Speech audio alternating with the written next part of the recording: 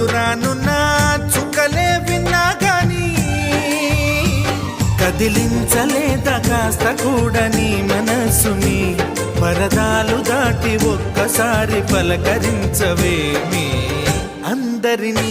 ఇలా వెంటపడి అడగాల సరదాగా నువ్వే ఎదురైతే సరిపోదా నిద్రపోతున్న రాత్రి నడిగా